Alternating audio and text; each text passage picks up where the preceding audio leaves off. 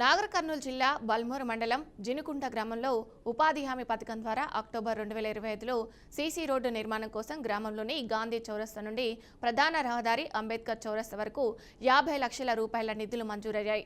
ఇక అభివృద్ధి పనులకు జనవరి 27న ఎమ్మెల్యే డాక్టర్ వంశీకృష్ణ భూమి పూజ చేశారు.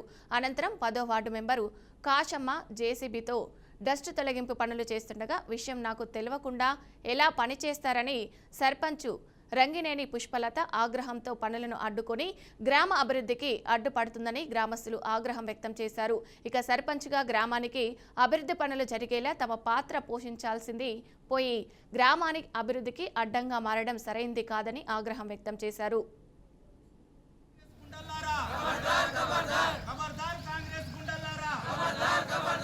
మహిళా సర్పంచ్ పై దాడికి ప్రయత్నించిన వ్యక్తులను వెంటనే నశించాలి. వెంటనే కాంగ్రెస్ నాయకుల దౌర్జన్యాలు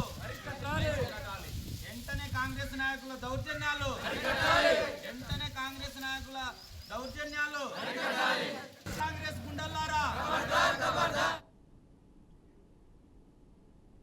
పేదల సొంతింటి కలను సాకారం చేసే దిశగా కూటమి ప్రభుత్వం అడుగులేస్తుందని ప్రభుత్వ విప్ ఎమ్మెల్యే కాలవ శ్రీనివాసులు అన్నారు. ఇక అనంతపురం జిల్లా రాయదుర్గంలోని స్థానిక మార్కెట్ యార్డులో పట్టాల పంపిణీ కార్యక్రమంలో దాదాపు 3000 మందికి పైగా పేద లబ్ధిదారులకు ఇళ్ల స్థలాలు పట్టాల పంపిణీ చేశారు. ఇక ఆయన మాట్లాడుతూ చంద్రబాబు నాయుడు నాయకత్వంలోని కూటమి ప్రభుత్వం అధికారంలోకి వచ్చిన తర్వాత పేదల సంక్షేమానికి అత్యున్నత ప్రాధాన్యత ఇస్తూ పనిచేస్తుందని పేర్కొన్నారు. పేదల సొంతింటి కలను నెరవేర్చడం ప్రభుత్వ ప్రధాన లక్ష్యమని కాలవ శ్రీనివాసులు తెలిపారు. చంద్రబాబు నాయుడు గారి నాయకత్వంలో కూటమి ప్రభుత్వం ఏర్పడిన తర్వాత సంక్షేమం పెద్ద ఎత్తున అమలవుతా ఉంది. ఒకవైపు పెన్షన్లు, గ్యాస్ సిలిండర్లు, మహిళలకు ఉచిత బస్సు ప్రయాణాలు, అన్నదాత సుఖీభవ కింద రైతులకు సహాయం, అట్లాగే తల్లికి వందనం పేరుతో 10,000 కోట్ల రూపాయలు డబ్బులు ఇవ్వడం, ఇన్ని కార్యక్రమాలు చేస్తూనే మహనీయుడు తెలుగుదేశం పార్టీ వ్యవస్థాపక అధ్యక్షులు ఎన్టీ రామారావు గారి సంక్షేమ శ్రేయోరాజ్య స్థాపనలో భాగంగా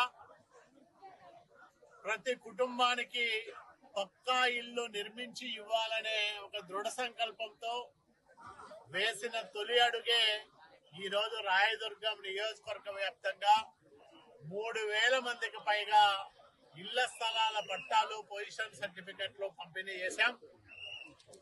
ఈ ప్రభుత్వం ఏర్పడిన తర్వాత ఈ 20 నెలల కాలంలోనే 4186 మంది పేదలకు, గ్రామీణ ప్రాంతాల్లో ఉండే నిరుపేదలకు ప్రభుత్వ స్థలాల్లో పొజిషన్ సర్టిఫికెట్లు ఇచ్చాం. అట్లాగే ఇళ్ల స్థలాలు ఇచ్చాం.